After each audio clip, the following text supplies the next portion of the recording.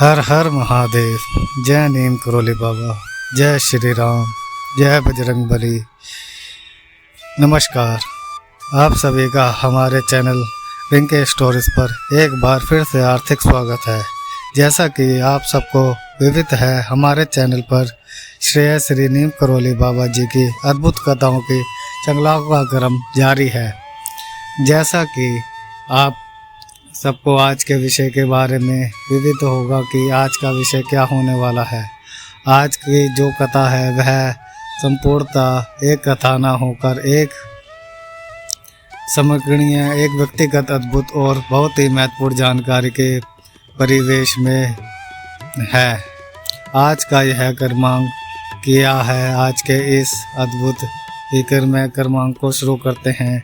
जैसा कि आप सभी ने आज का विषय जान ही लिया होगा, जिसमें हम कैंची धाम की भूमिका को, कैंची धाम के उस रहस्य को जो सभी के मन में यह प्रश्न के लिए द्वारा लोगों की जानकारी में लोगों की जिज्ञासा का विषय बना हुआ है कि कैंची धाम आखिर ऐसा क्या समेटे हुए है अपने आप में कि कैंची धाम में ऐसी कौन सी शक्तियाँ विराजमान हैं।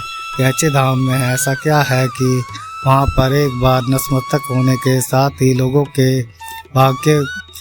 का प्रबल पूर्णात बदल जाता है। कैसे वहाँ पर दर्शन करने मात्र से आप अपना मानसिक झुकाने से, प्रभु के दर्शन करने से कैसे किस्मत आखिर बदल जाती है। आज हम इन सभी ही प्रश्नों का उत्तर आपको देने वाले हैं, आप सभी को इस विषय पर जानकारी देने वाले हैं। तो आइए शुरू करते हैं इस अद्भुत क्रमांक। जैसा कि आप सभी जानते हैं कि कैंची धाम बड़े दुर्लभ संतों की संतभूमि रहा है, उनकी तप स्थल रहा है, जिसमें श्री सोमवारी बाबा श्री नीम करोली महाराज और ना जाने कितने संतों का आशीर्वाद कैंची धाम में छिपा हुआ है। कैंची धाम आप सभी जानते हैं, उत्तराखंड के जिला नैनीताल में एक ही विद्यमान स्थान है। चारों ओर से पहाड़ियों से घिरे हुए स्थान को देखने के लिए विश्व भर के कोने कोने से जो भक्त हैं वे साल के सभी माह में अवश्य आते रहते हैं। कैंची धाम की इस भूमिका को, कैंची धाम के इस रहस्य को जानने के लिए आप सभी को इसका उत्तर मैं ऐसा देना चाहूँगा। कैंची धाम, जैसा कि आप सभी जानते हैं, सोमवार बाबा नीम करोली महाराज जी की तपोभूमि रहा है। काफ़ी समय से यहाँ पर नीम करोली महाराज जी ने अपना आवास किया है। कैंची धाम श्री नीम करोली महाराज जी को इतना पसंद था कि कैंची धाम को वह अपना तप भूमि के साथ साथ अपना घर की तरह समझते हैं। और आप सभी को मैं बता दूं कि उत्तराखंड देवभूमि के नाम से प्रचलित है, क्योंकि यहाँ पर जितने भी, अगर आप पौराणिक जो भी पौराणिक पुराणों से संबंधित जो भी धार्मिक पुस्तकें उपलब्ध हैं, उसमें उत्तराखंड का कहीं ना कहीं वर्णन आपको अवश्य मिल ही जाएगा। देवी देवताओं ने इस स्थान को इसीलिए भी चुना है क्योंकि यहाँ की जो पौराणिक तत्व है, यहाँ की जो वायु है, यहाँ का जो वातावरण है, वह स्वयं में एक दैविक स्वरूप को लिए हुए प्रतीत होता है। आप सभी को मैं बता दूं कि संत जिस स्थान पर एक बार निवास कर ले या स्थान को प्रिय समझ ले, तो वह अपने आप में ही मंदिर का स्वरूप ले लेता है। ऐसा ही कुछ कैंची धाम के साथ भी है। और यहाँ पर तो एक नहीं, दो महान सिद्ध संतों का निवास स्थान रहा।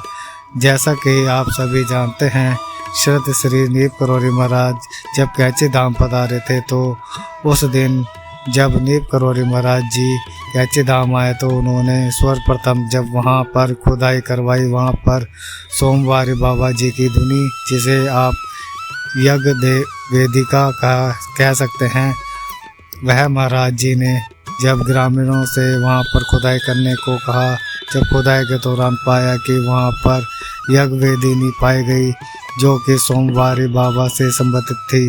यानी कि इससे साफ साफ हमें पता चलता है कि श्री नीम करोली महाराज जी ने भी पहले वहाँ पर स्थित सोमवारी महाराज जी की तप भूमि पर वह स्थान रहा है। और उसी के ठीक पश्चात महाराज जी ने वहाँ पर कैंची धाम का निर्माण करवाया। वह स्थान पहले से ही एक सिद्ध भूमि था और महाराज जी के आने से वहाँ, आप यह समझ लीजिए, वहाँ पर चारों धाम का वास हो गया। और ऐसा यह भी सृष्टि का नियम है, जो सिद्ध संत जिस स्थान को निवास कर जाते हैं तो वह स्थान जन्म जन्मांतर के लिए, आप इसको समझ सकते हैं कि इस तरीके से कि युगों युगों के लिए वह स्थान सिद्ध हो जाता है।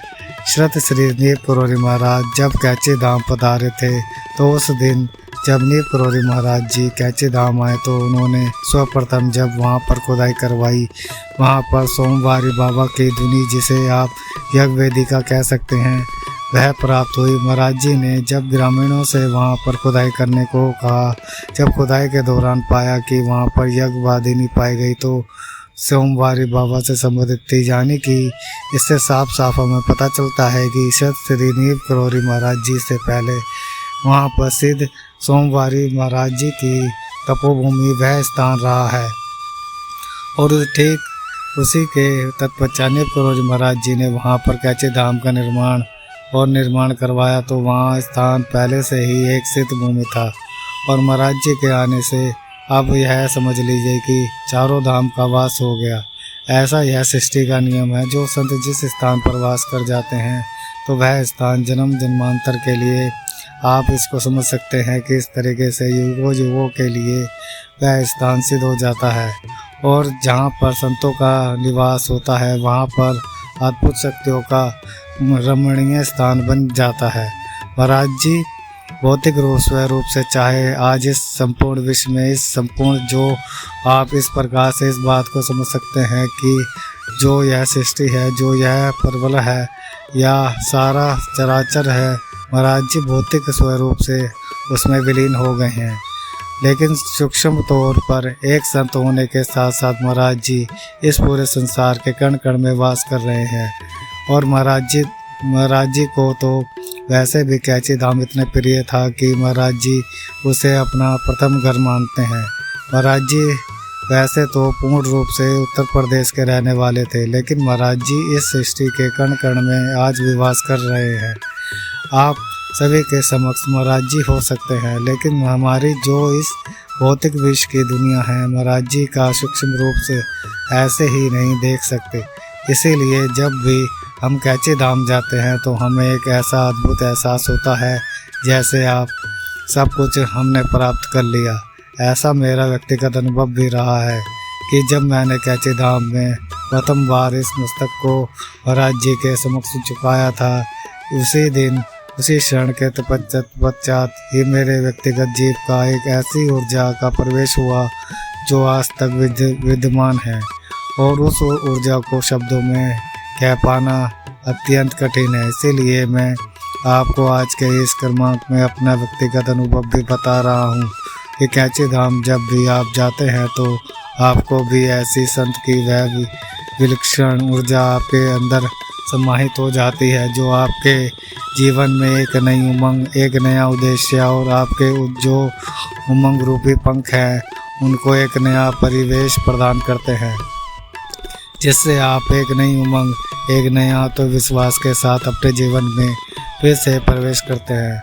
और जब इतनी सारी ऊर्जा ऐसे तत्व के आपके जीवन में प्रवेश करती है तो आप स्वयं को पाते हैं कि आपका आत्मविश्वास कई गुना बढ़ जाता है और आप जिस भी कार्य में खुद को विलीन कर देते हैं वह कार्य संपूर्णता की ओर अग्रसर हो जाता है।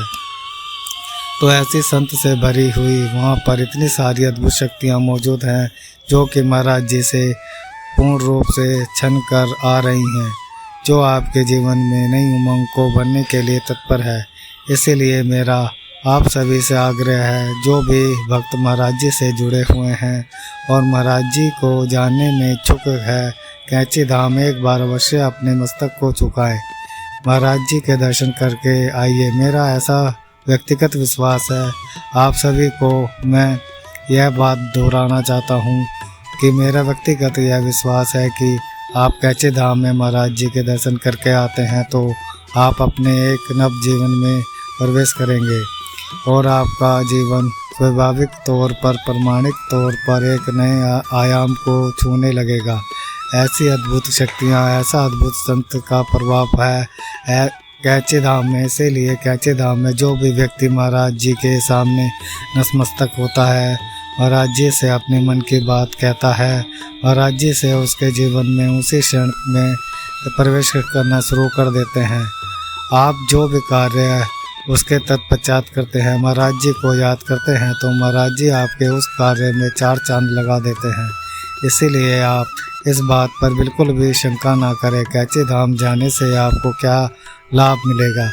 आप आइए, बिना किसी मंशा के जाइए, महाराज जी के दर्शन करके आइए। आप जो चाहते हैं वही आपको मिल जाएगा, ऐसा महाराज जी भी कहते हैं।